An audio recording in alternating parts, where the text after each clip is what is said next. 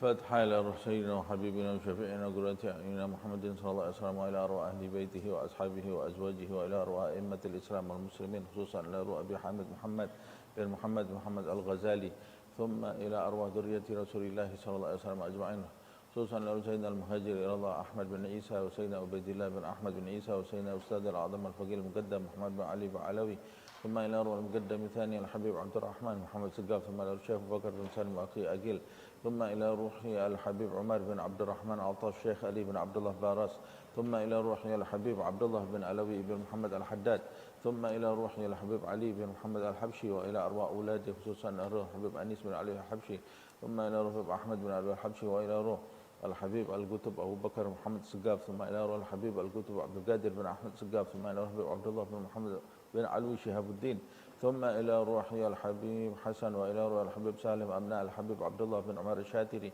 ثم إلى روحي الحبيب محمد بن علوي المالكي، ثم إلى الحبيب محمد بن سالم بن حفيد، وإلى روح الحبيب المشهور بن محمد بن سالم بن حفيد، ثم إلى روح الحبيب أبو بكر عدني بن علي المشهور، ثم إلى روحي الحبيب علي بن جعفر الإدريس، وإلى أرواح أولياء الله من مشارق الأرض إلى مغاربها وأصولهم وفروعهم وتلامذتهم منتسبين إليهم أجمعين، ثم إلى أرواح أجدادنا وجداتنا وأعمامنا وأعماتنا وأخوالنا وخالاتنا، وإلى أرواح والدينا ووالديكم وأمواتنا وأمواتكم أجمعين، أن الله يتغشاهم بالرحمة ومغفرة، أن الله يعلي درجاتهم من الجنة بكثر من مثوبتهم وضاعف حسناتهم، ويحفظنا بجاههم وينفعنا بهم، يعيد علينا من بركاتهم وأسرارهم وأنوارهم وعلومهم ونفحاتهم في الدين والدنيا والآخرة، وأن الله أن الله يرزقنا علما نافعا ورزقا واسعا وقلبا واسعا وعملا متقبلا، أن الله يحفظنا، يحفظ أولادنا، يحفظ أصحابنا، يحفظ بناتنا، يحفظ جميع أمة سيدنا محمد صلى الله عليه وسلم من جميع البلاء والوباء والمعصية والذنوب والهموم والغم، وأن الله يشفي مرضانا يعافي مبتلانا، وأن الله يبارك لنا في رجب وشعبان ويبلغنا رمضان، وأن الله يفتح علينا فتوح العارفين، فتوح المطلق، فتوح المبين، ويطول أعمارنا في صحة وعافية، ويختم لنا بالحسنى وهو راض عنا في خير ولطف وعافية، وإلى حضرة النبي محمد صلى الله عليه وسلم سر الفاتحة.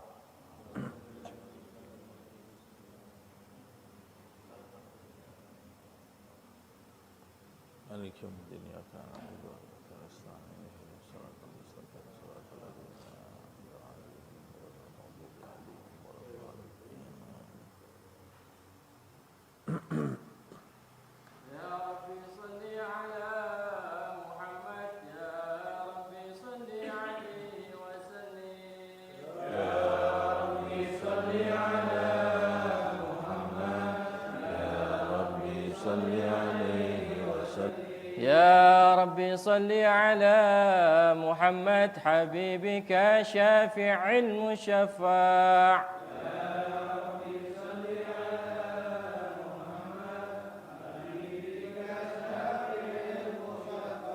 يا ربي صل على محمد أعلى الورى رتبة وارفع،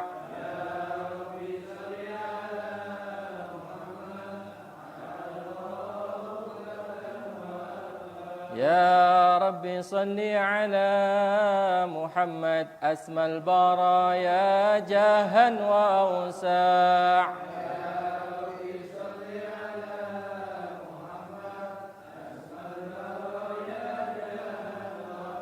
يا ربي صل على محمد واسلك بنا ربي خير مهيا،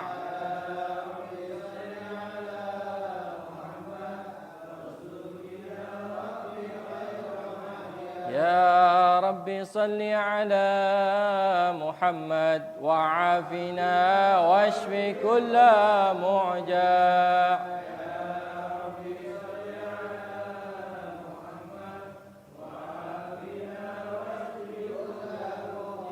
يا ربي صل على محمد وأصلح القلب واعف وانفع،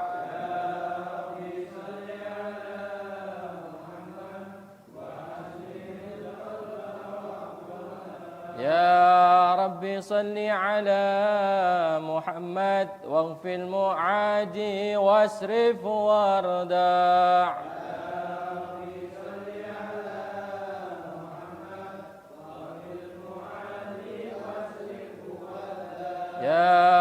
رب صل على محمد نحل في حسنك الممنع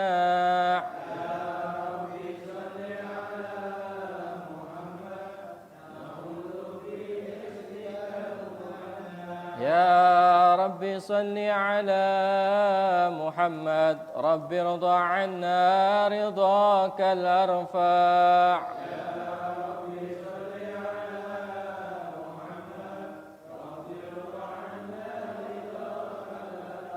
يا رب صل على محمد واجعل لنا في الجنان مجمع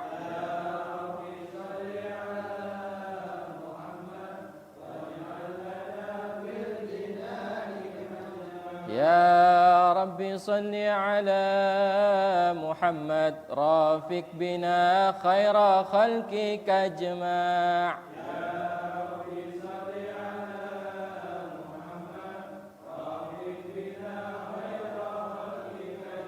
يا رب صل على محمد يا رب صل عليه وسلم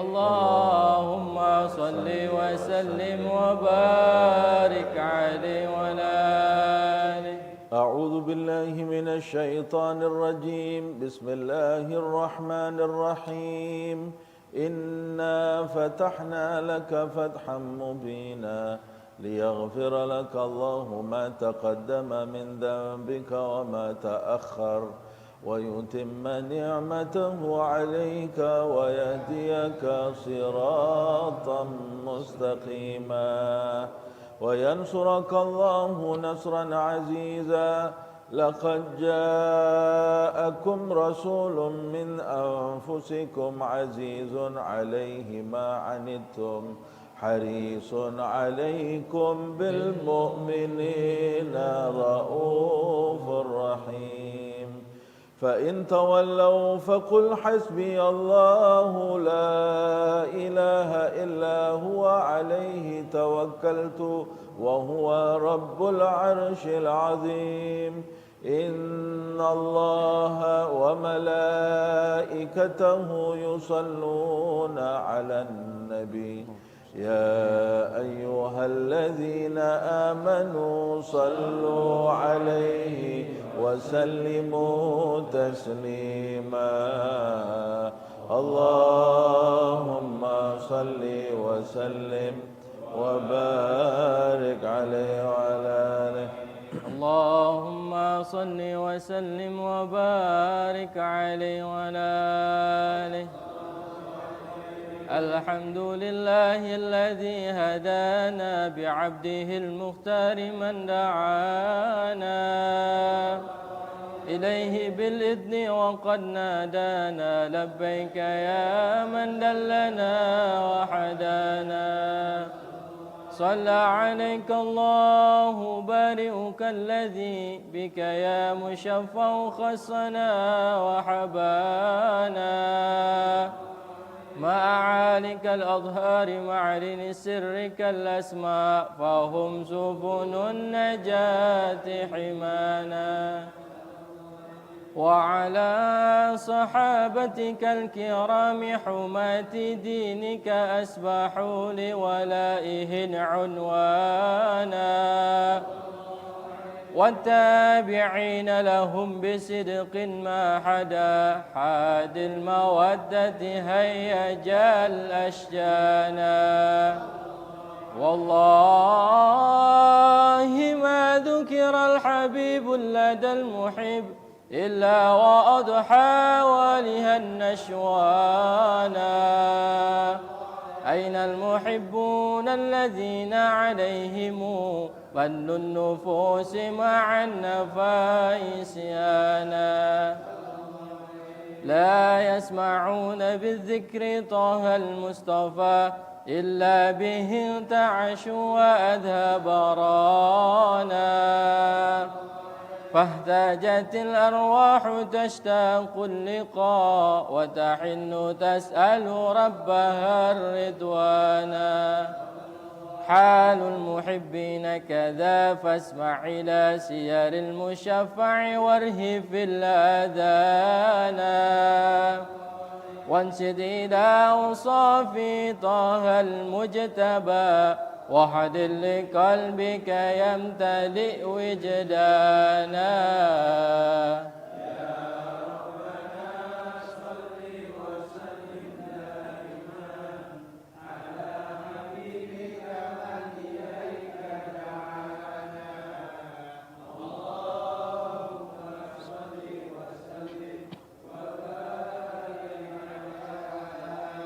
اللهم صل وسلم وبارك عليه وعلى آله. نبأنا الله فقال جاءكم نور فسبحان الذي أنبانا والنور طه عبده من به في ذكره أعظم به منانا ورحمة المولى تأمل قوله فليفرح واغدو به فرحانا مستمسكا بالعروة الوثقى ومعتسما بحبل الله من أنشانا واستجعرا أنوار من كيل متى كنت نبيا قال آدم كانا بين التراب وبين ماء فاستفيق من غفلة عن ذا وكن يغضانا واعبر إلى أسرار ربي لم يزل ينكلني بين الخيار مصانا لم تفترق من سؤبتين إلا أنا في خيرها حتى بروزي أنا فأنا خيار من خيار قد خرجت من نكاه لي إلهي صانا طهره الله حماه اختاره وما براك مثله إنسانا وبحبه وبذكره ونصره والتوكيل رب العرش قد أوصانا.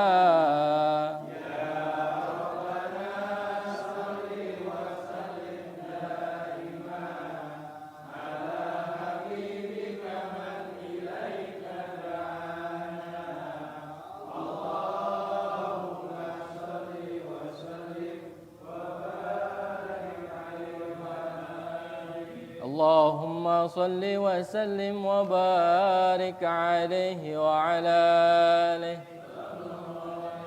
هذا وقد نشر الإله نعوته في الكتب بينها لنا تبيانا أخذ ميثاق النبيين لما آتيتكم من حكمة إحسانا وجاءكم رسولنا لتؤمنن وتنصرون وتصبحون أعوانا قد بشروا أقوامهم بالمصطفى أعظم بذلك رتبة ومكانا فهو وإن جاء الأخير مقدم يمشون تحت لواء من نادانا يا أمة الإسلام أول شافع ومشفع عنا قد لا توانا حتى أنادى ارفع وسل تعطى وقل يسمع لقولك نجم فخرك بانا ولواء حمد الله جل بيده ولا أولا آتي أنا الجنانا وأكرم الخلق على الله أنا فلقد حباك الله منه حنانا ولسوف يعطيك فترضى جل من معت تقاصر عن عطاه نهانا بالله كر ذكر واسم محمد كيما تزيح عن القلوب الرانا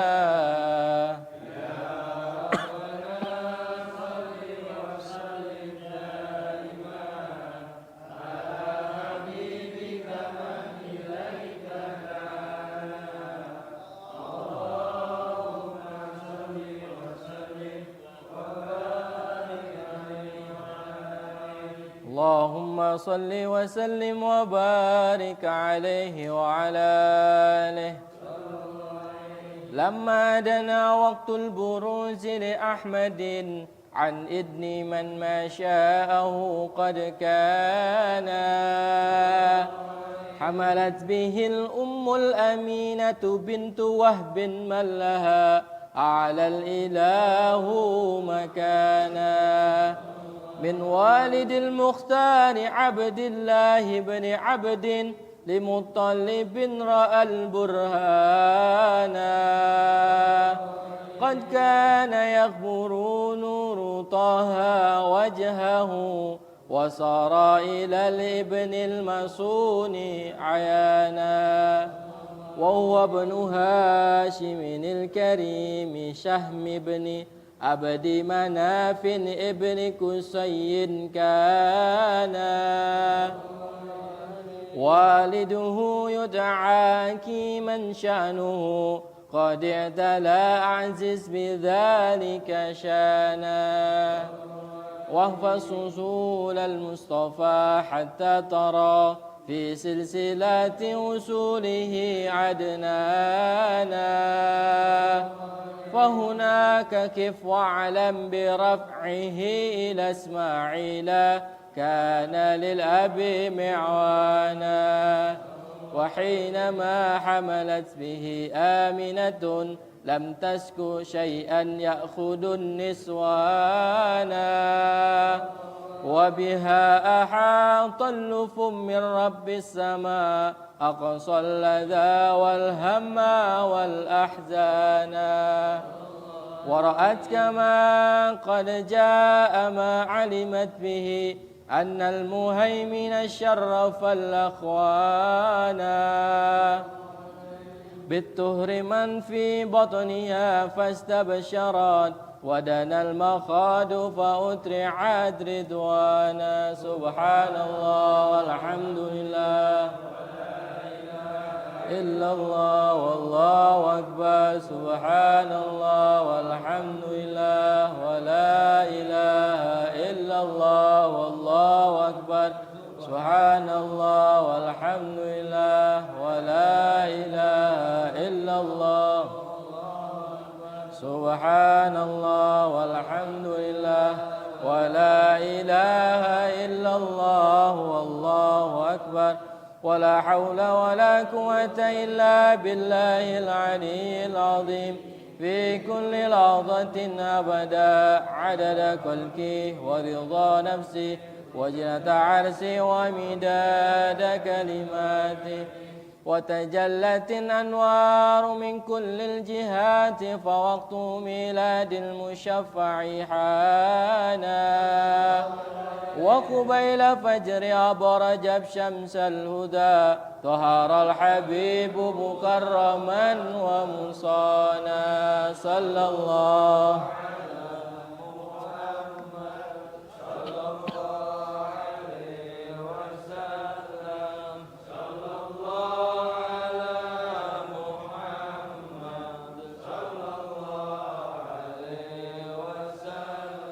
يا نبي سلام عليك يا رسول سلام عليك يا حبيب سلام عليك يا رسول الله صلوات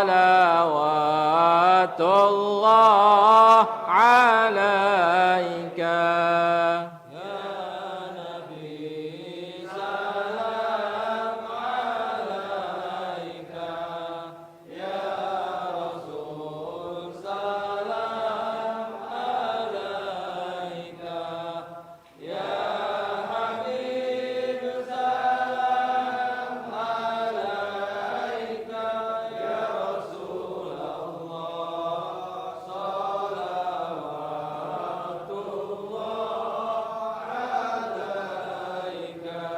أبرز الله المشفع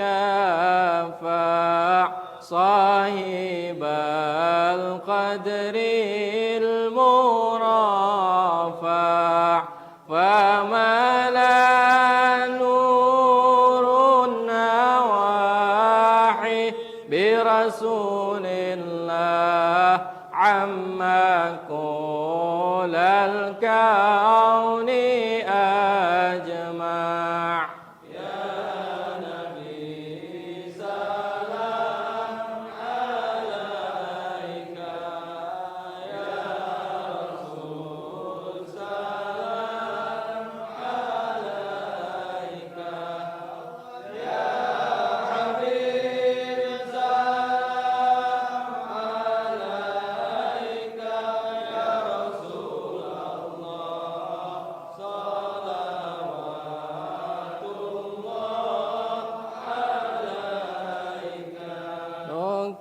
نكست أصنام شرك وبنا شرك تصدع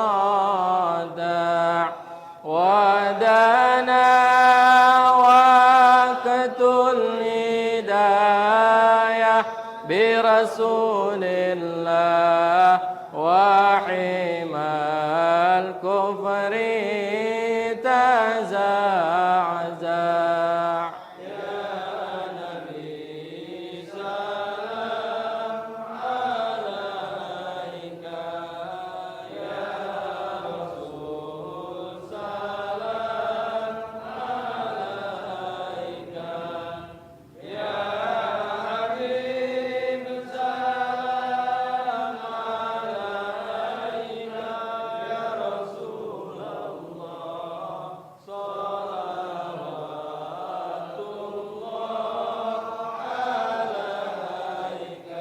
مرحبا أهلا وسهلا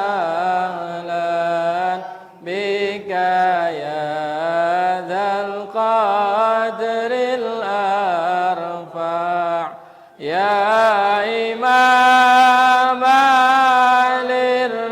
للرسالة يا رسول الله من به الآفات تدفع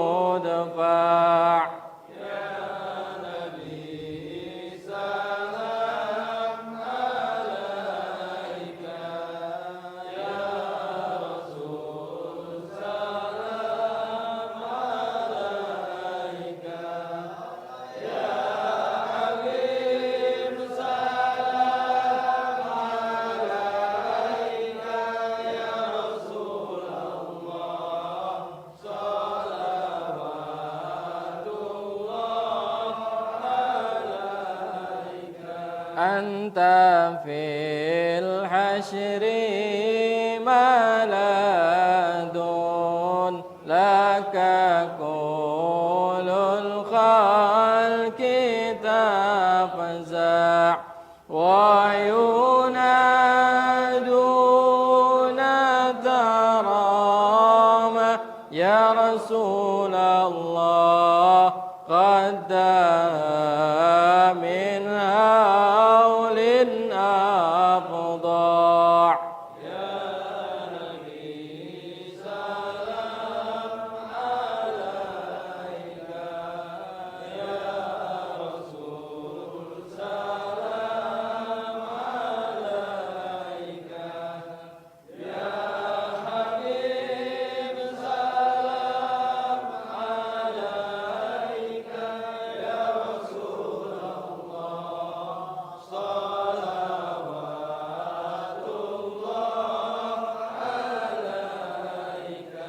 مرحبا مرحبا يا نور عيني مرحبا مرحبا جد الحسين مرحبا مرحبا يا نور عيني مرحبا مرحبا جد الحسين مرحبا فلها أنت فتسجد مرحبا وتنادى اشفع تشفع مرحبا مرحبا يا نور عيني مرحبا مرحبا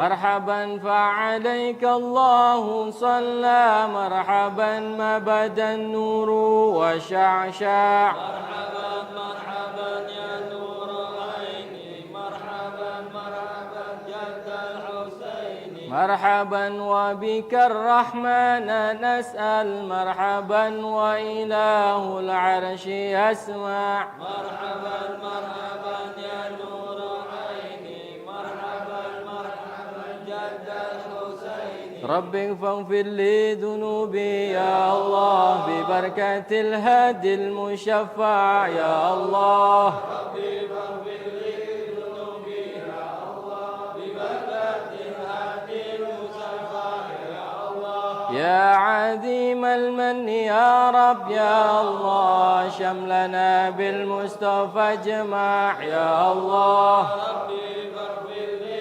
ذنوبي يا الله ببركة الهادي المصطفى يا الله وبه فانظر إلينا يا الله واعتنا به كل مطمع يا الله ربي فاغفر لي ذنوبي يا الله ببركة الهادي المصطفى يا الله واكفنا كل البلايا يا الله وادفع الآفات وارفع يا الله ربي فاغفر لي ذنوبي يا الله ببركة الهادي المصطفى يا الله صلى الله على محمد صلى الله عليه وسلم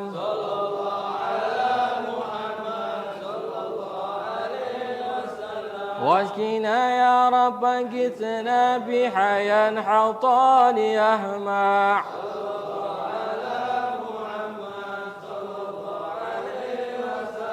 واختم العمر بحسنى واحسن العقبى ومرجع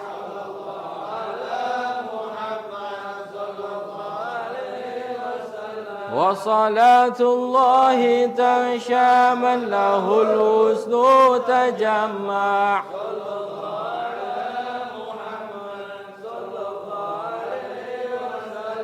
أحمد التهى وآلي وصحابة ما سنشاء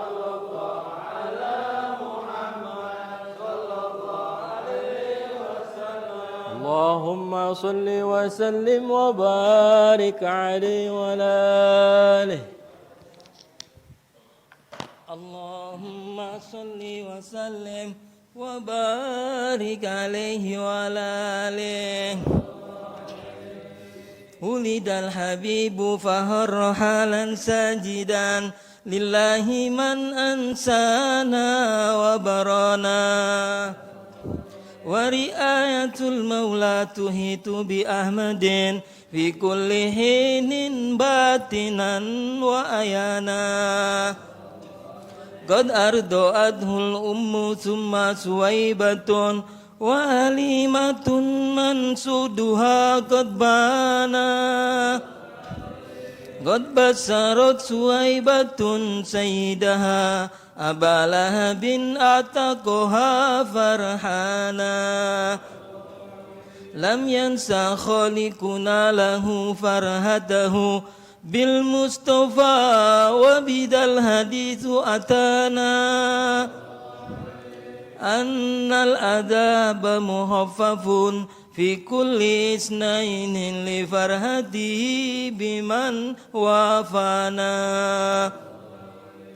هذا مع الكفر فكيف بفرهة من ذي فؤاد امتلأ إيمانا ورأت حليمة ما رأت من بركات محمد ما هير الأذهان در له سدي وقد كان ابنها يبيت يبكي مسغبا جيئانا لكنه ليلة أن جاء الحبيب بات موفور الرضا سبعانا ودرت الناقة ألبانا وقد سمنت ويبتها فكان سانا أنكره رفقتها وسلمت أشجار أحجار على مولانا سبحان من أنطق أشجارا وأحجارا تهيي المصطفى سبحانا يا ربنا صل وسلم دائما على حبيبك من إليك دعانا اللهم صل وسلم وبارك عليه اللهم صل وسلم وبارك عليه هذا وقد نسأ الحبيب بسيرة مردية وما أتى إسيانا ترآه عين الله من أدبه أحسن تأديب النبي إحسانا فنسى صدوقا محسنا دائفة وفتوة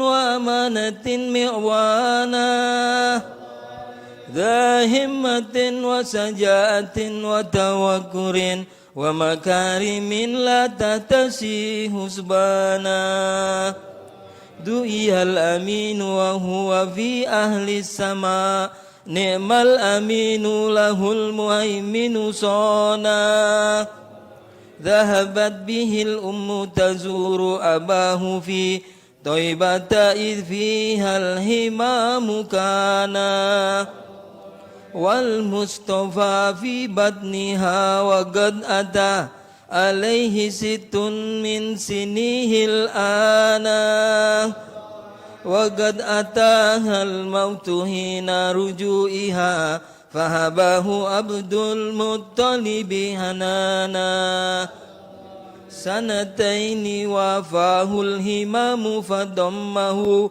أم ملا العطف عليه جنانا خطبته بنت هويلد في الخمس والعشرين هزت بالمصفى شانا قد حقق المولى لها آمالها نالت سلاما آليا ومكانا وهل مشكلة لوجه الحجر أسود في الكعبة حيث أبانا عن سئة الأقل ووقاد الهجا سبحان من علمه وأعانا يا ربنا صل وسلم دائما على حبيبك من إليك دعانا اللهم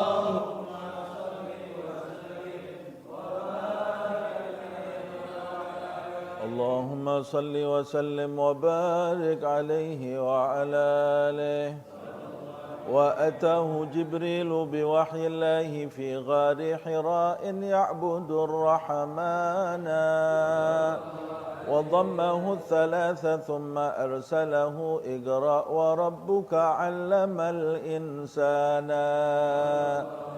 فدعا 3 في خفا فأتاه أن اسدع بما تؤمر به إعلانا كثر الأذى وهو الصبور لربه وهو الشكور وكان لا يتوانى ماتت خديجة وأبو طالب في 50 فاشتد الأذى فنونا وأتى ثقيفا داعيا فرموه بالأحجار بل أغروا به الصبيانا ملك الجبال أتى فقال أدبقها فقال لا بل أرتجي العقبانا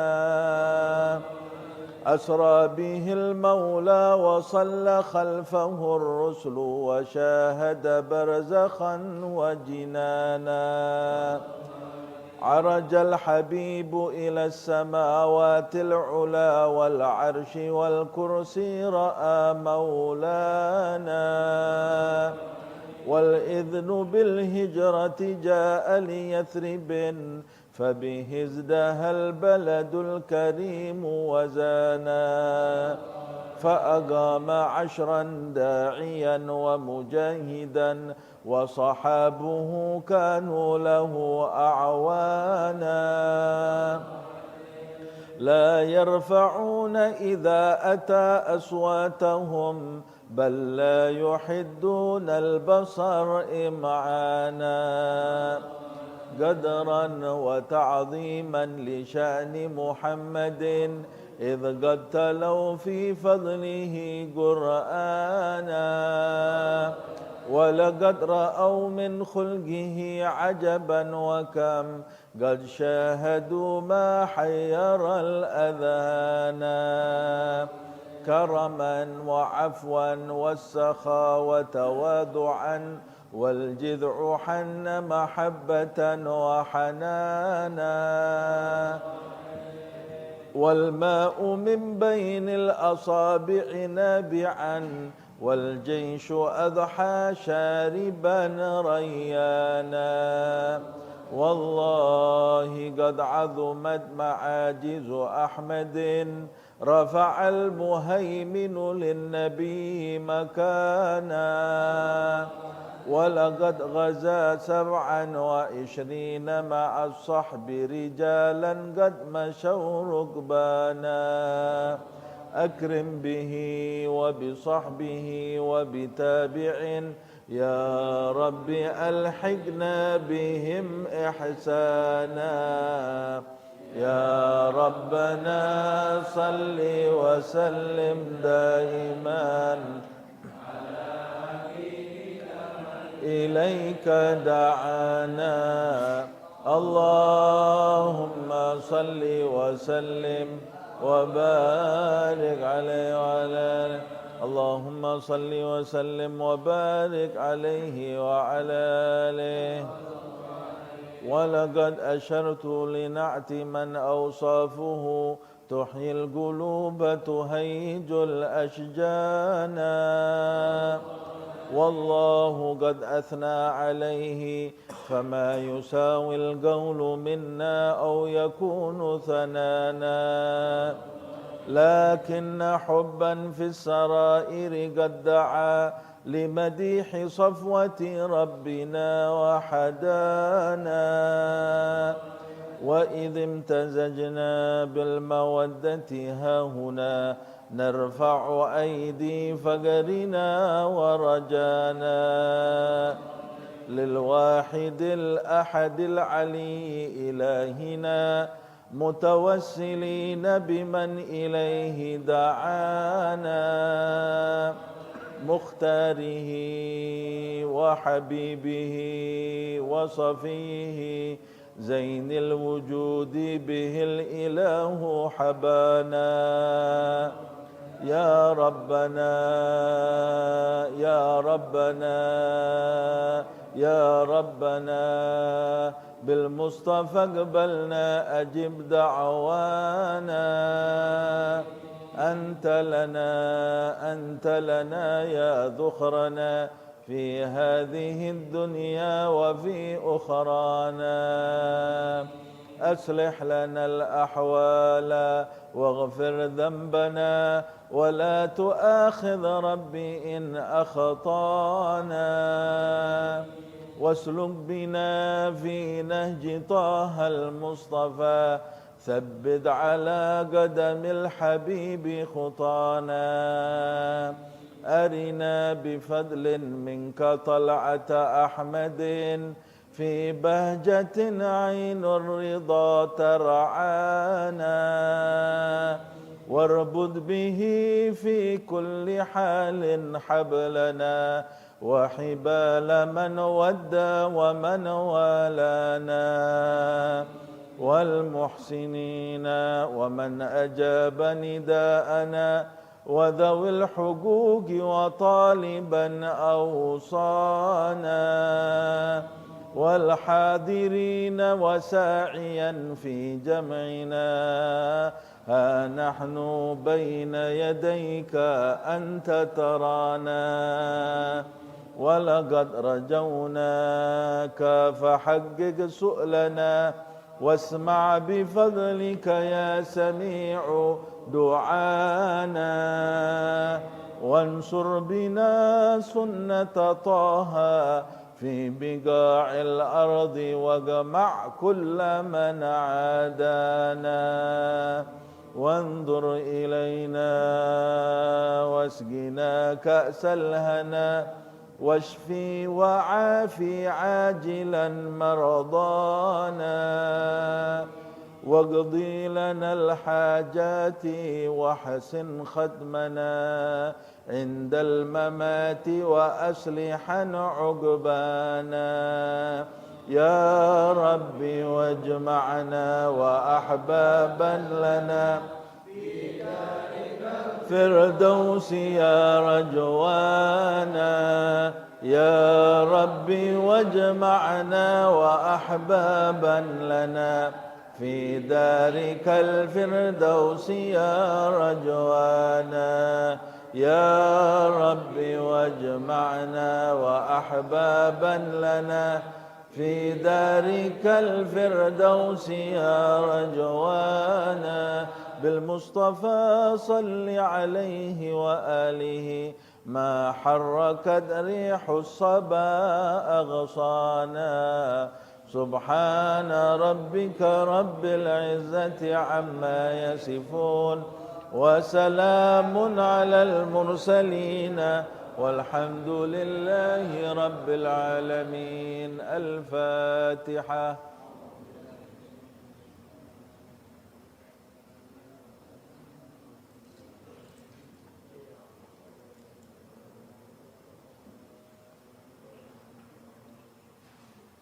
ربنا تقبل منا إنك أنت السميع العليم، وتب علينا إنك أنت التواب الرحيم. اللهم لا تحرمنا خير ما عندك لشر ما عندنا. اللهم لا تحرمنا خير ما عندك لشر ما عندنا.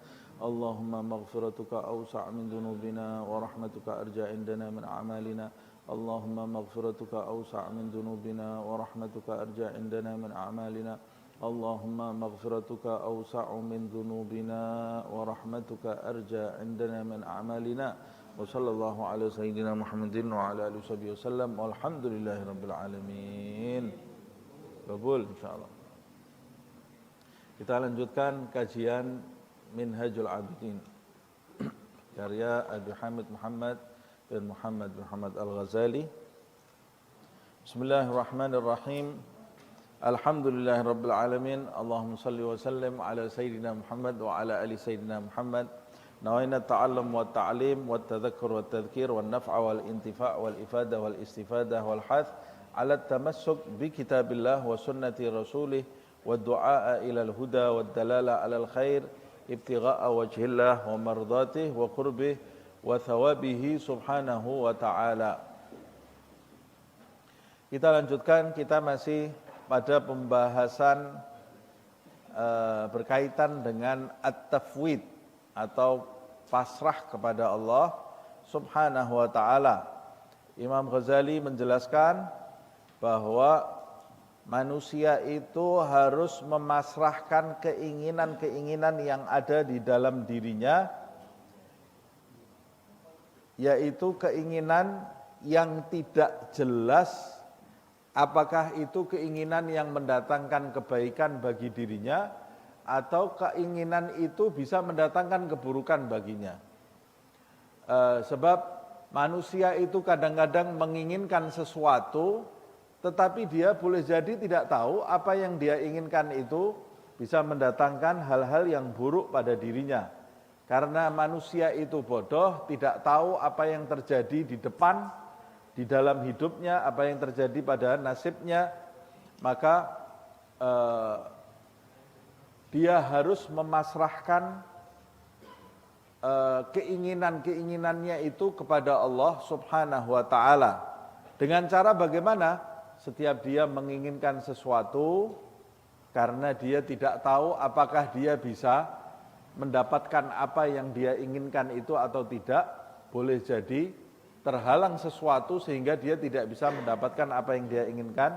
Makanya setiap dia menginginkan sesuatu diperintahkan untuk beristithna, yaitu mengucapkan insya Allah, mengembalikan segala kehendaknya kepada kehendak Allah Subhanahu wa ta'ala. Atau ketika dia menginginkan sesuatu, dia tidak boleh menginginkan sesuatu tersebut bitahakkum, dengan memastikan bahwa saya harus dapat apa yang saya inginkan, tapi hendaklah dia memberi syarat.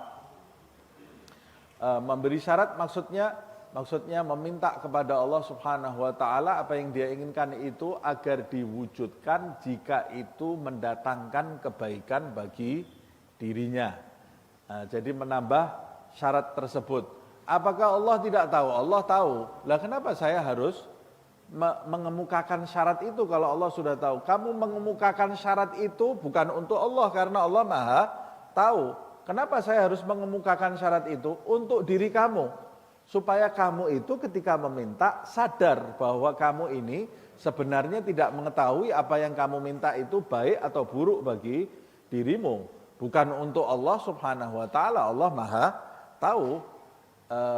Kemudian supaya kamu ini sadar bahwa sebenarnya pada hakikatnya kamu itu harus memasrahkan keinginan-keinginanmu kepada Allah Subhanahu wa ta'ala. Nah, kemudian terjadi pengelompokan. Imam Ghazali ini saya ulang supaya lebih memahamkan nanti ya. Imam Ghazali kemudian menjelaskan di awal, apakah setiap keinginan kita itu harus kita itu bertafwid kepada Allah? Apakah setiap keinginan yang kita inginkan itu harus kita beri syarat, pasrah kepada Allah Subhanahu wa ta'ala? Kata Imam Ghazali, enggak. Tidak semua keinginan. Ada keinginan yang kamu tidak perlu memberi syarat. Contohnya yaitu keinginan-keinginan yang pasti itu mendatangkan kebaikan untuk dirimu. Contohnya kamu ingin surganya Allah Subhanahu wa ta'ala. Pasti itu mendatangkan kebaikan kepada dirimu, tidak perlu syarat. Tidak perlu syarat. Atau keinginan untuk keinginan agar kamu menjadi orang yang beriman. Keinginan mendapat petunjuk dari Allah Subhanahu wa ta'ala. Itu tidak perlu syarat. Ya Allah, beri saya petunjuk, jika mendapatkan petunjuk itu baik bagi diri saya. Tidak perlu. Karena mendapatkan petunjuk itu pasti suatu kebaikan bagi diri kamu. Begitu juga berkeinginan agar dijauhkan dari hal-hal yang pasti keburukannya. Seperti ya Allah, jauhkan saya dari kematian su'ul khatimah. Tidak perlu syarat lagi itu. Ya Allah, jauhkan saya dari keburukan neraka. Ya Allah, jauhkan saya dari keburukan murkamu. Ya Allah, jauhkan saya dari perbuatan maksiat yang tidak engkau ridhoi. Ini tidak perlu syarat. Tidak perlu orang, ya Allah, jauhkan saya dari perbuatan zina jika zina itu tidak baik untuk saya. Zina pasti tidak baik. Jadi tidak perlu syarat. Nah, apa yang perlu syarat? Yang perlu syarat itu keinginan yang tidak jelas. Apakah itu mendatangkan kebaikan atau keburukan.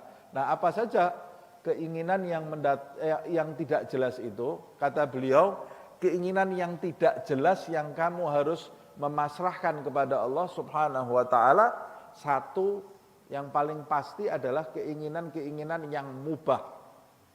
Keinginan yang mubah. Yang kamu tidak tahu. Jadi setiap kita menginginkan sesuatu yang mubah, harus dengan istithna atau harus dengan syarat. Umpamanya, kita pergi besok ke makan bareng umpamanya. Kita tidak tahu makan bareng ini baik untuk kita atau tidak. Atau besok saya bisa pergi bareng betul atau tidak. Kalau saya menginginkannya sekarang, ingin perginya besok, pertama istithna. Kita pergi besok insya Allah. Kemudian kita bisa menambah. Kita pergi besok, keinginannya di dalam hati ini, ya Allah, kalau pergi besok itu mendatangkan kebaikan bagi aku, maka mudahkanlah ya Allah. Kalau tidak mendatangkan kebaikan bagi aku pasrahkan kepadamu ya Allah, jauhkan aku dari hal-hal yang buruk. Memasrahkan kepada Allah Subhanahu wa taala. Ini untuk keinginan-keinginan mubah atau mau membuka suatu pekerjaan. Kita punya keinginan membuka satu lapangan pekerjaan. Oh, saya punya keinginan itu di dalam hati. Nah, ketika kita punya keinginan, kaitkan dengan pasrah kepada Allah Subhanahu wa taala. Ya Allah, mudahkan saya membuka lapangan pekerjaan ini atau usaha ini jika usaha ini baik untuk diri saya, baik untuk diri saya di dunia dan di akhirat. Begitu juga hal-hal yang sunnah, yang tidak jelas. Nah, Imam Ghazali menambahkan, begitu juga hal-hal yang sunnah. Bagaimana hal-hal yang sunnah? Umpamanya, saya memberi contoh di pertemuan yang lalu, orang mau melakukan umroh, ingin pergi umroh. Itu sunnah umroh ini. Umroh itu hanya wajib, satu kali seumur hidup umroh yang berkaitan dengan haji itu. Selainnya sunnah. Kita kan sering kali, umpamanya kita lihat Ka'bah di televisi atau lihat gambar Ka'bah, ya Allah, saya ingin sekali pergi umrah. Berdoa kita kepada Allah Subhanahu wa taala, ya Allah, takdirkan saya ya Allah pergi umrah.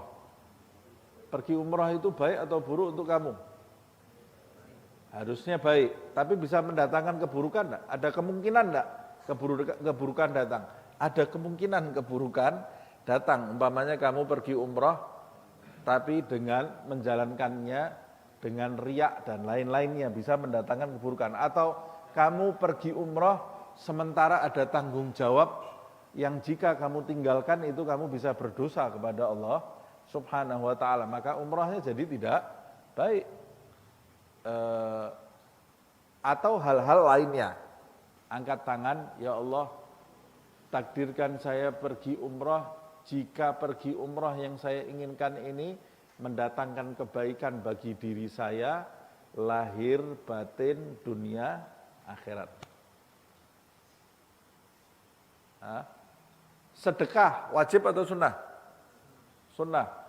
Saya ingin sekali, saya ini sedekah. Ya Allah, takdirkan saya bisa sedekah seperti itu. Jika sedekah seperti itu bisa mendatangkan kebaikan bagi saya. Beda dengan zakat, kalau zakat wajib. Kalau sedekah itu tidak wajib. Lihat orang banyak bersedekah, kita punya keinginan bersedekah tapi tidak punya sesuatu untuk sedekah.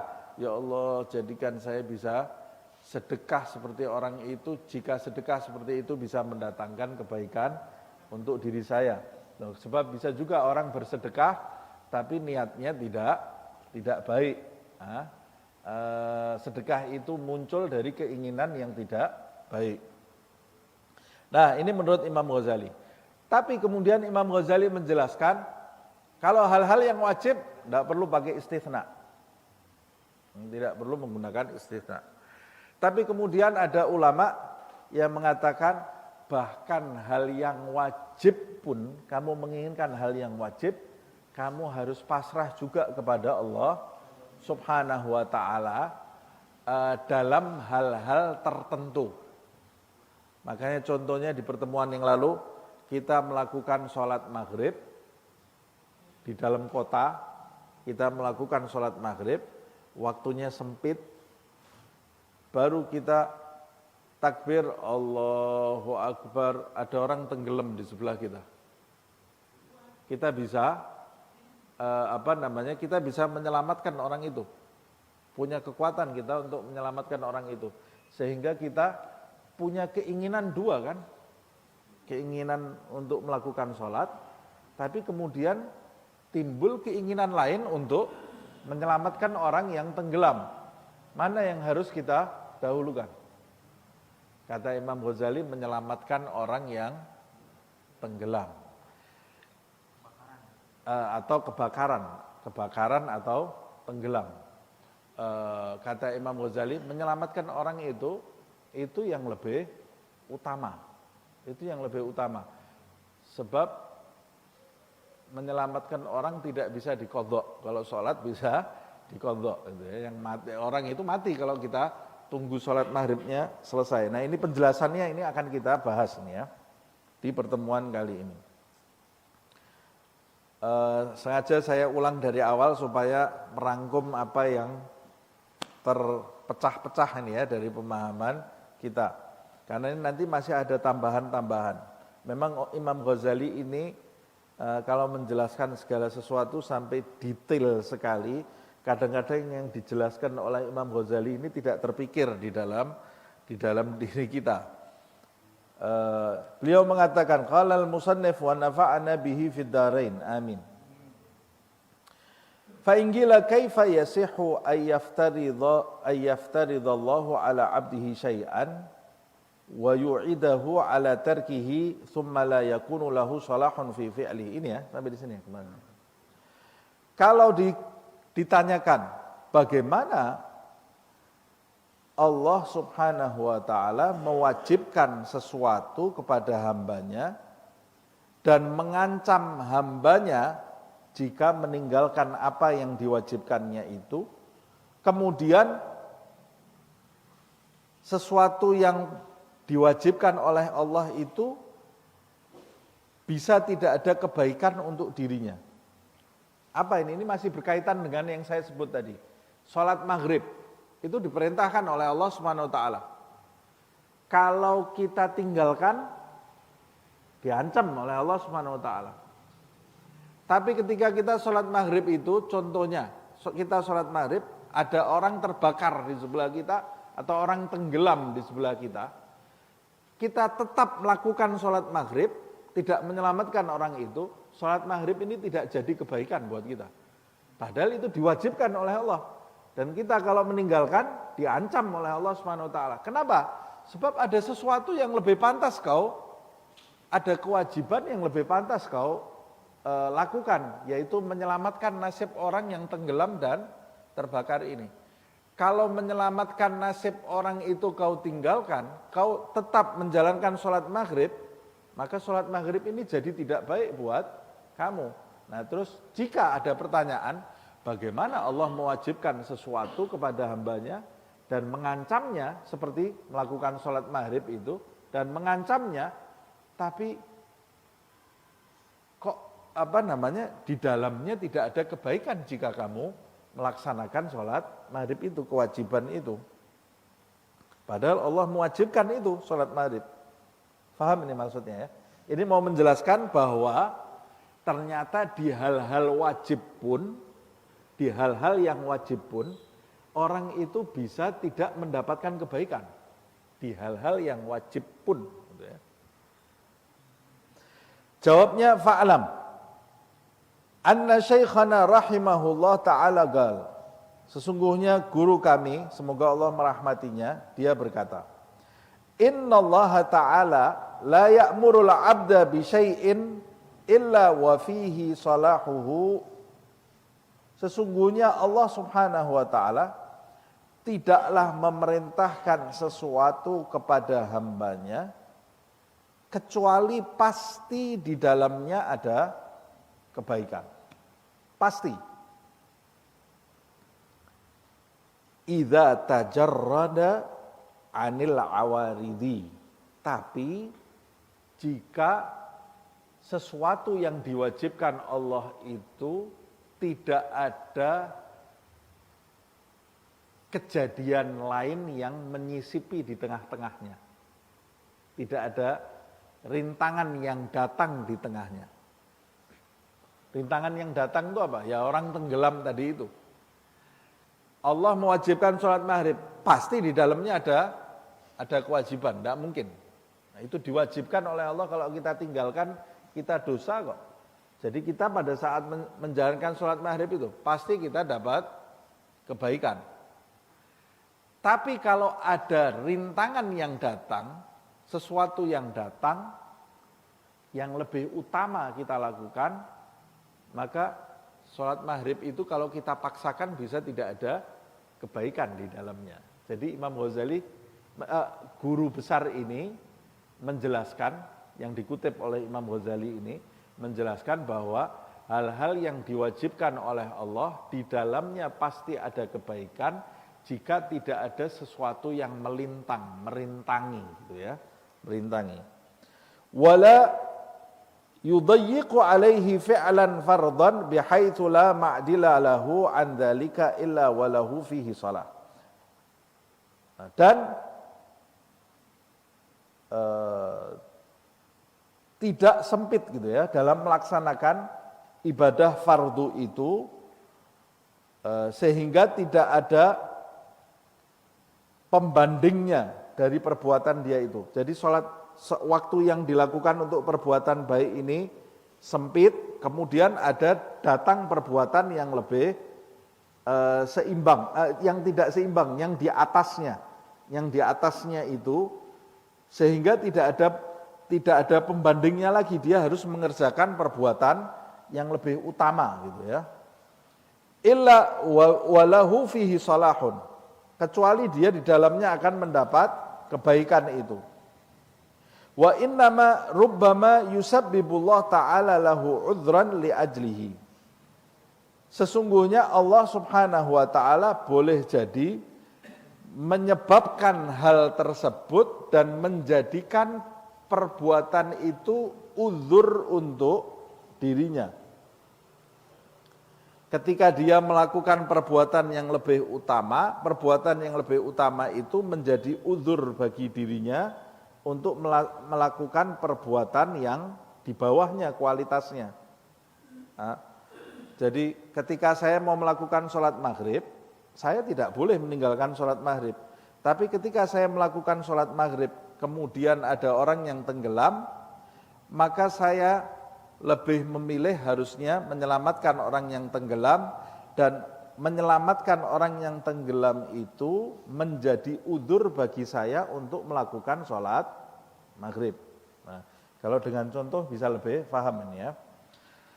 Yakunul udul an ahadil ma'murain aula minal istighal bil akhar kama dzakarna. Jadi condong kepada salah satu kewajiban itu dari dua kewajiban yang harus dia lakukan. Contohnya tadi itu kewajiban menjalankan maghrib atau kewajiban menyelamatkan orang.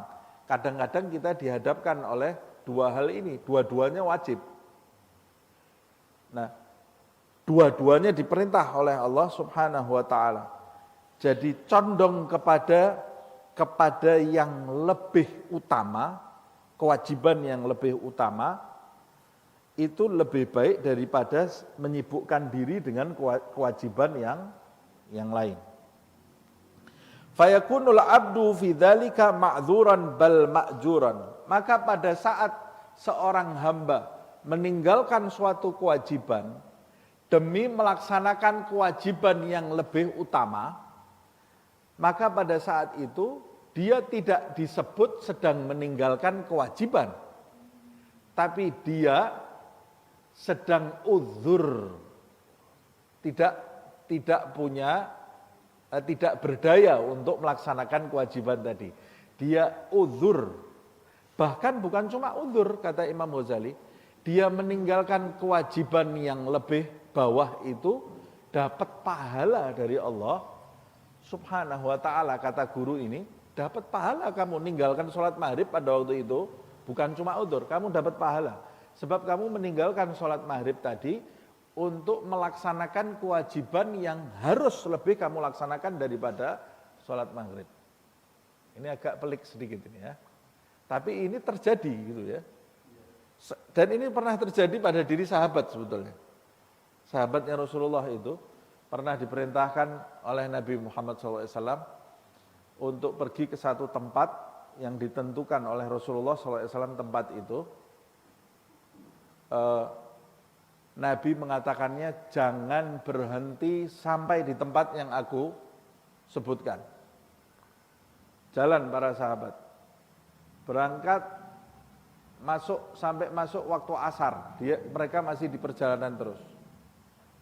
Sampai waktu asar mau habis, mereka belum sampai ke tempat yang disebut oleh Nabi Muhammad SAW. Padahal melakukan sholat asar kan wajib.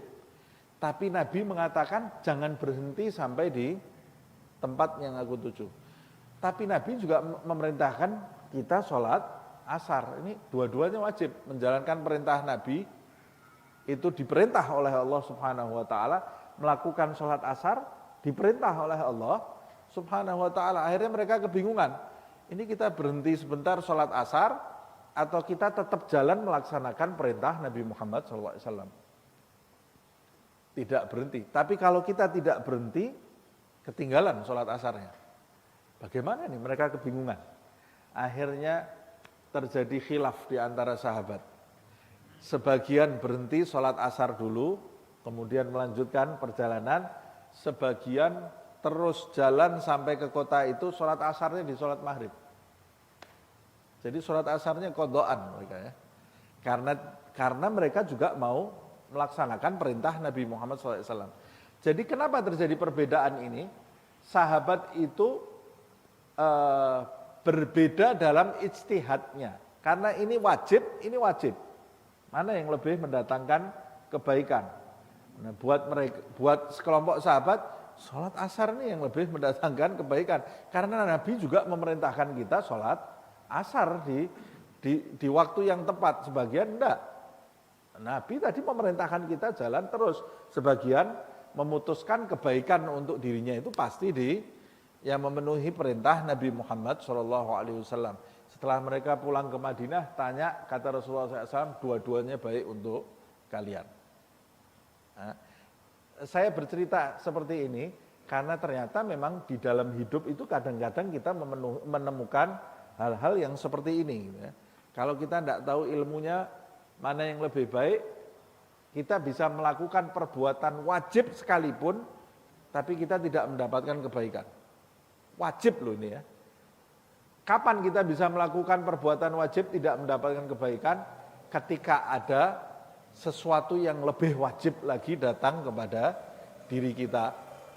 Maka perbuatan yang di bawahnya, wajib yang di bawahnya, kalau kita paksakan itu tidak mendatangkan kebaikan untuk diri kita. Itu sebabnya ulama ini mengatakan kadang-kadang di hal yang wajib pun kita juga harus memasrahkan kepada Allah Subhanahu wa taala. Nah, fayakunul abdu fi dzalika ma'dzuran bal ma'juran. Pada saat seorang hamba itu meninggalkan sesuatu yang wajib demi melaksanakan sesuatu yang lebih wajib, maka pada saat itu hamba itu tergolong ma'dzur, punya uzur untuk tidak melaksanakan yang wajib itu karena dia harus melaksanakan yang lebih wajib. Bahkan bukan cuma tidak punya uzur, dia dapat pahala ketika meninggalkan sesuatu yang wajib untuk melaksanakan yang lebih wajib. La bitarki hadzal fard. Dia tidak mendapatkan pahala disebabkan karena meninggalkan fardu, sesuatu yang difardukan. Dia tidak mendapatkan pahala karena disebabkan meninggalkan sholat maghrib. Enggak. Bal bifi'lil fardhi tsani alladhi huwa aula. Tapi dia mendapatkan pahala karena melaksanakan sesuatu wajib yang kedua yang lebih wajib tadi. Jadi contohnya, saya meninggalkan maghrib demi menyelamatkan orang yang tenggelam.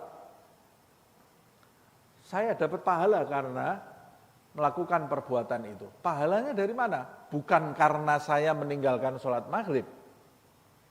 Karena meninggalkan sholat maghrib itu tidak ada pahalanya. Saya mendapatkan pahala bukan karena saya meninggalkan sholat maghrib. Dan saya dihitung uzur meninggalkan sholat maghrib itu karena saya mau menolong seseorang. Melakukan sesuatu yang lebih wajib. Itu yang menjadikan saya mendapat pahala. Dan sholat maghribnya wajib saya qadha. Nah, ini sebetulnya hanya mau menjelaskan kadang-kadang di dalam sesuatu yang wajib pun kita itu juga harus minta kepada Allah Subhanahu wa taala agar kewajiban itu mendatangkan kebaikan untuk diri kita supaya kita tidak salah pilih gitu ya. Nah, kemudian kita lanjutkan. Walaqad sami'tu al-imam rahimahullahu ta'ala yaqul fi hadhil mas'alah. Aku telah mendengar dari sang imam, kita tidak usah bahas nama-namanya ya, tapi ini sesuatu yang dihormati oleh Imam Al-Ghazali, semoga Allah merahmatinya.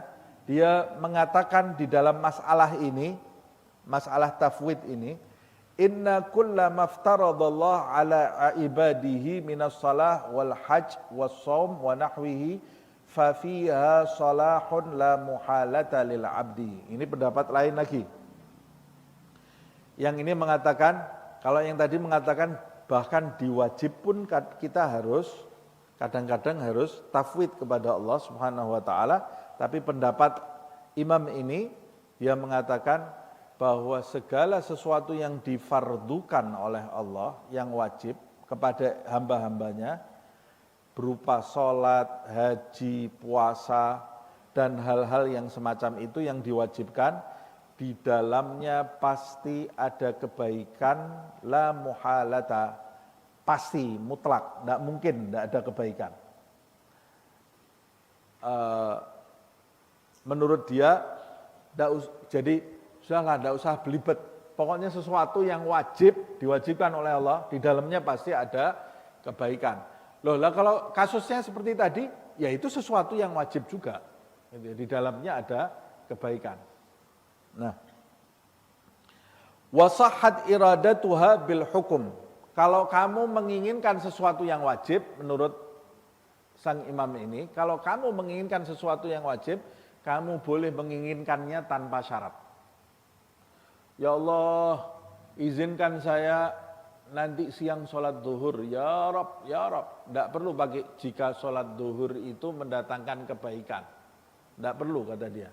Ya sudah, sholat duhur itu pasti baik. Loh, tapi tadi katanya kalau ada sesuatu yang lebih baik, itu kan sesuatu yang jarang. Jadi kalau kamu menginginkan sesuatu yang baik, ya sudah minta sama Allah, sesuatu yang wajib, minta kepada Allah Subhanahu wa taala tanpa syarat saja. Tapi kalau pendapat yang di belakang tadi, kadang-kadang menjelaskan sesuatu yang wajib pun kalau datang rintangan, maka bisa tidak ada kebaikan di dalamnya. Cuma dia mengatakan, kan rintangan itu tidak mesti datang. Pada umumnya rintangan itu tidak ada. Jadi kalau kamu minta sesuatu yang wajib kepada Allah, menginginkan sesuatu yang wajib, tidak perlu kamu bertafwid kepada Allah Subhanahu wa taala. Minta saja, ya Allah jadikan saya bisa pergi haji, ya Allah, haji yang wajib. Tidak usah pakai jika haji itu mendatangkan kebaikan untuk saya. Wasahhat iradatuha bil hukmi. Sah-sah saja jika kamu mau menginginkan sesuatu yang wajib itu dan memastikan keinginanmu tanpa syarat. Sebab itu diwajibkan oleh Allah Subhanahu wa taala. Fattafaqa ra'yuna ala dzalik, kata Imam Ghazali, pendapatku itu sepakat dengan pendapat yang terakhir ini. Jadi tidak terlalu jelimet gitu ya. Pendapatku sepakat dengan yang terakhir ini. Fabagyal mubahat wan nawafil idzan fi hadzal hukum. Nah, berarti yang harus tafwid itu di hal-hal yang mubah dan hal-hal yang sunnah. Tersisa dalam kepastian ini yang tidak diperbolehkan, maksudnya adalah hal-hal yang mubah dan hal-hal yang sunnah. Fa'lam dzalika, ketahuilah hal ini. Imam Ghazali sendiri mengatakan fa innahu min ghawamidil bab. Sesungguhnya apa yang sedang kita bahas ini memang termasuk perkara yang sangat pelik. Nah, makanya tidak heran kalau yang hadir ini semua ngelamun semuanya. Ini memang perkara yang pelik, tapi kan kita harus baca ini. Kita baca bukunya, masa ini kita lompati? Ya harus kita baca, pasti ada manfaat yang kita ambil. Yang paling penting adalah kita itu kalau menginginkan sesuatu yang paling ringkas itu ya. Ini kan kita agak jelimet pembahasan ini karena Imam Ghazali memang lautan. Buat dia ini pembahasan yang tidak jelimet ini, pembahasan yang tidak rumit. Tapi buat kita ini pembahasan yang cukup menjadikan kita ngelamun ini ya di pagi hari ini. Tapi pada intinya Imam Ghazali itu hanya menjelaskan pendapat-pendapat ulama mengenai tak bertafwid terhadap keinginan-keinginan diri kita yang sangat mudah untuk kita ambil kesimpulan dari pembahasan ini. Yang sangat mudah sebetulnya, kamu itu pasrah kepada Allah dengan memberi syarat atas keinginan-keinginan kamu, atas sesuatu yang kamu tidak tahu pasti itu baik buat kamu atau tidak. Selesai. Kalau kamu menginginkan sesuatu, kamu sadar, ini tidak tahu loh, bisa baik, bisa buruk buat saya. Ya sudah, pada saat itu kamu kaitkan dengan syarat-syarat. Kaitkan dengan syarat-syarat. Kalau yang kamu tahu itu pasti baik di situ, ya tidak usah dikaitkan dengan syarat. Minta, maksa kepada Allah Subhanahu wa ta'ala. Dan biasanya yang kamu harus mengaitkan dengan syarat itu pada hal-hal yang sunnah dan hal-hal yang mubah. Nah, yang tidak perlu pakai syarat itu hal-hal yang diwajibkan oleh Allah Subhanahu wa ta'ala.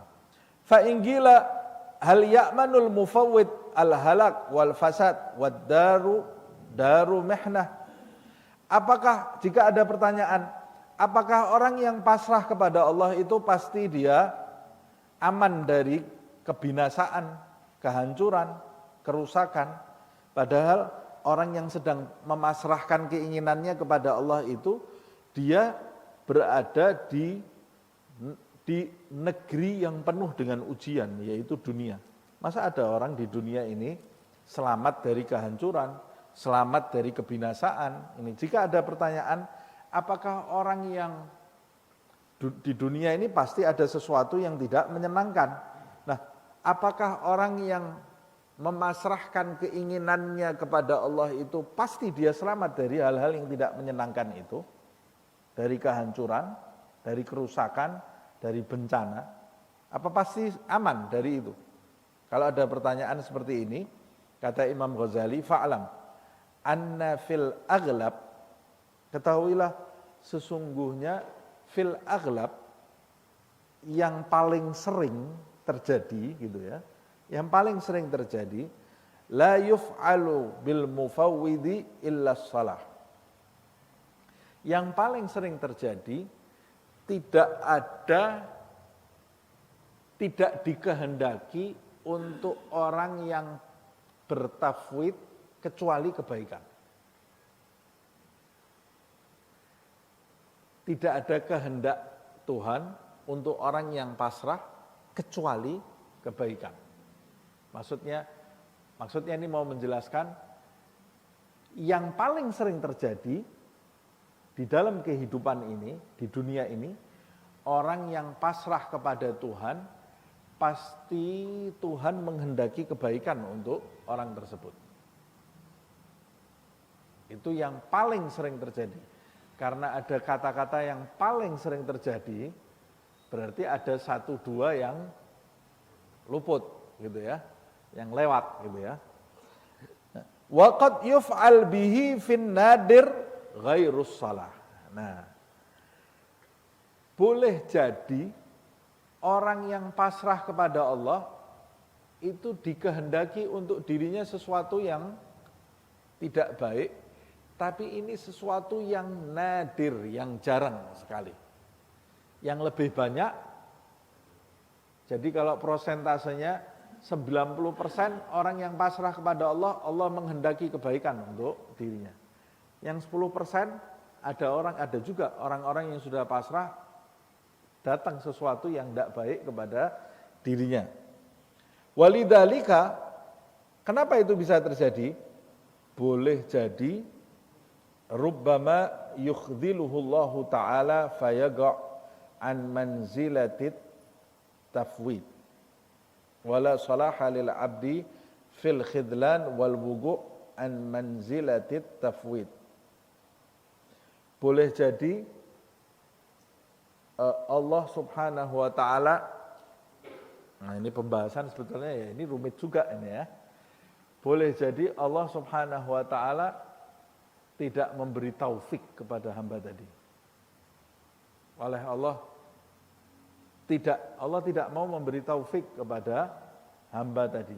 Tidak mau memberi petunjuknya kepada hamba tadi, sehingga hamba tadi berada di dalam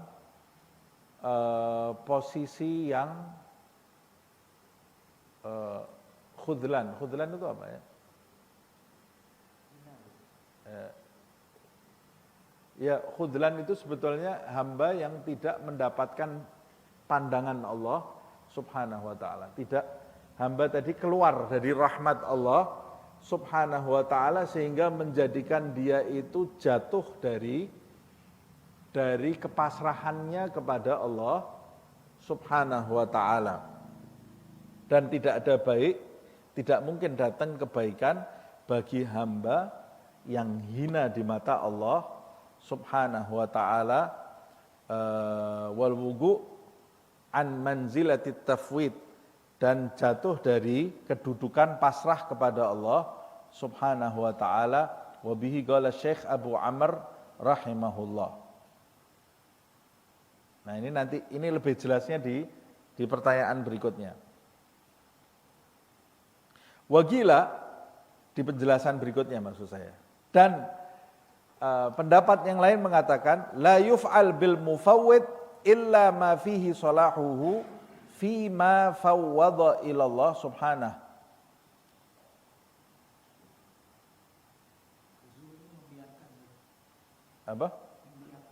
Apa itu? Iya, membiarkan itu maksudnya tidak diberi taufik oleh Allah Subhanahu wa taala. Hamba yang dibiarkan dalam kondisi tersesat, Allah tidak memberi taufik kepada dirinya. Nah, maksudnya gini, kalau saya pasrah kepada Allah Subhanahu wa taala, apakah hidup saya ini pasti baik? Umumnya orang yang pasrah kepada Allah Subhanahu wa taala, hidupnya pasti baik. Tapi ada enggak orang yang pasrah kepada Allah kemudian hidupnya tidak baik? Ada. Siapa? Orang yang tidak dapat taufik dari Allah Subhanahu wa taala. Dan ketika dia tidak mendapat taufik dari Allah, pasti suatu saat dia akan tidak pasrah kepada Allah Subhanahu wa taala dan menjadikan hidupnya tidak baik. Itu simpelnya seperti itu. Paham ya ini ya? Paham enggak? Jadi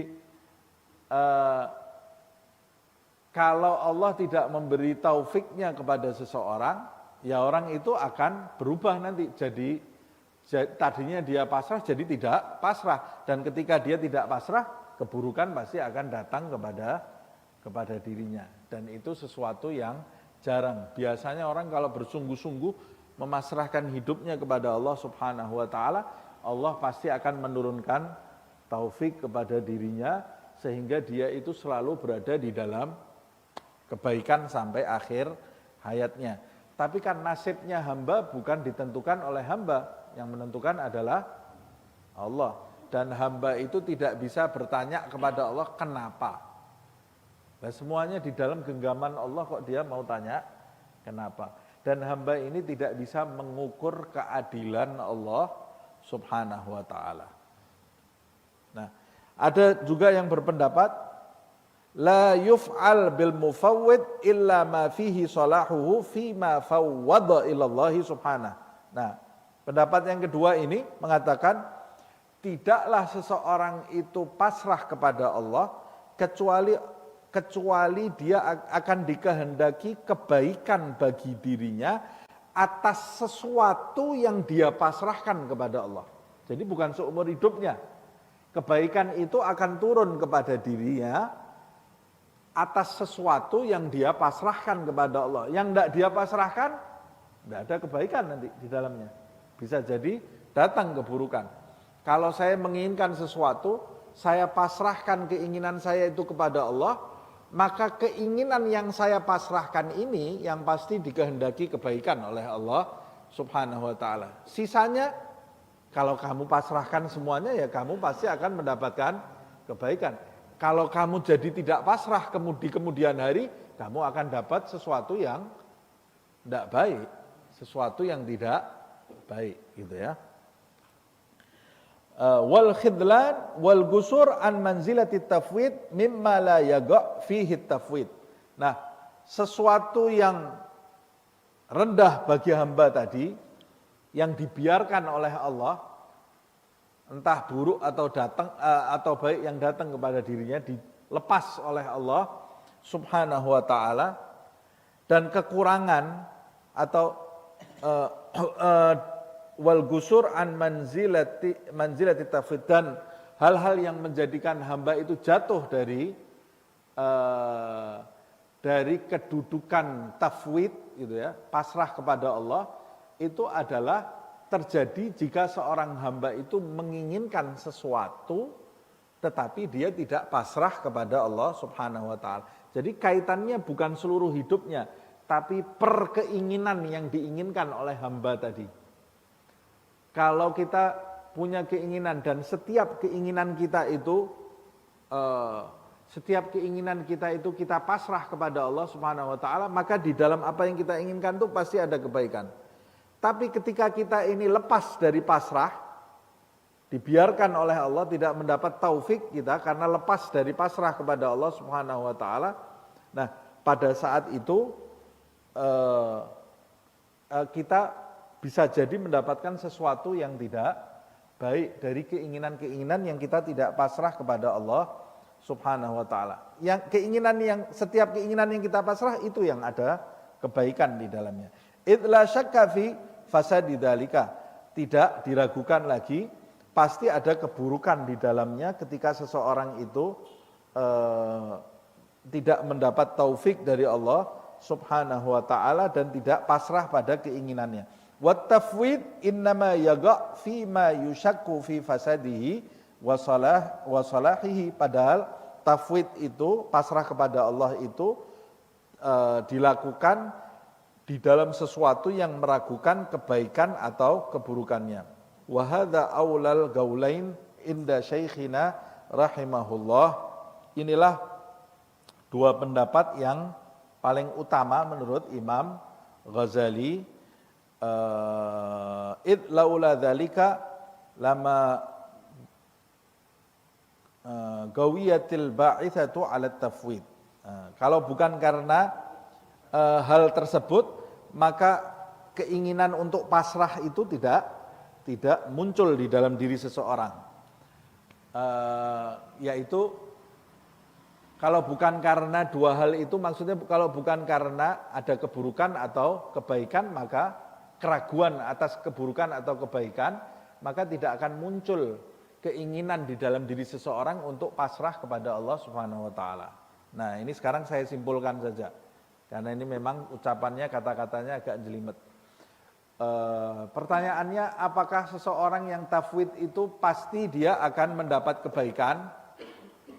Kalau kamu katakan kebaikan seumur hidupnya, pada umumnya orang kalau selalu pasrah kepada Allah Subhanahu wa taala, pada umumnya, dan itu yang sering terjadi, kalau di dalam hidupnya dia terus pasrah kepada Allah Subhanahu wa taala, pada umumnya dia akan mendapat kebaikan.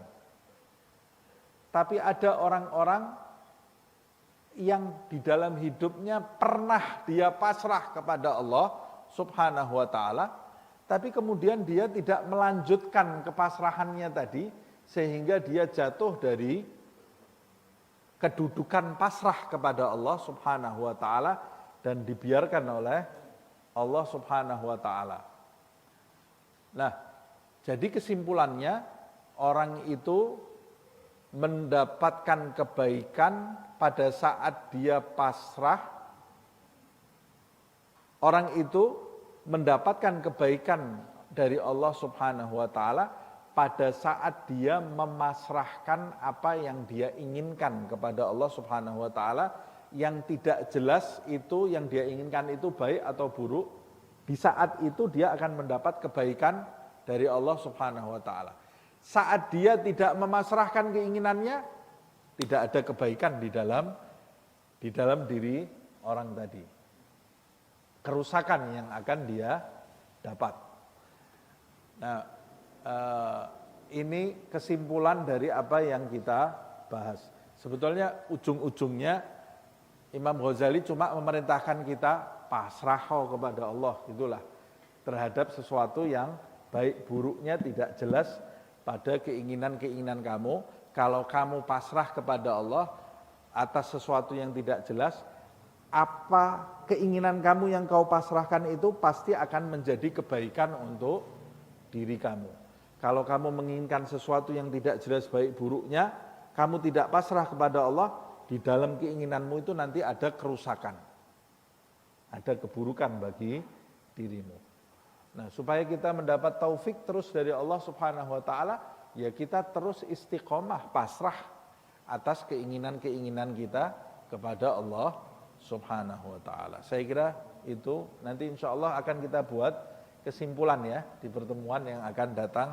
Wallahu a'lam bishawab. Ya Rabbana a'tarafna bi annana nagtarafna wa annana asrafna ala ladha ashrafna fatub alaina tauba taghsil li kulli hauba wastur lana al-awrati wa aminir rawati waghfir li walidina rabbi wa mauludina wal ahli wal ikhwani wa sairil khillani wa kulli dhi mahabba aw jiratin aw suhbah wal muslimina ajma' amin rabbi isma' fadlan wa judan manna la biktisabin minna bil mustafa rasuli nahdha bi kulli suli bil mustafa rasuli nahdha bi kulli suli bil mustafa rasuli nahdha bi kulli suli salla wa sallam rabbi alaihi addal habbi wa alihi was sahbi عداد طش الصحب والحمد للإله في البدء والتناهي سبحانك اللهم وبحمدك أشهد أن لا إله إلا أنت أستغفرك وأتوب إليك سبحان ربك رب العزة عما يصفون وسلام على المرسلين والحمد لله رب العالمين.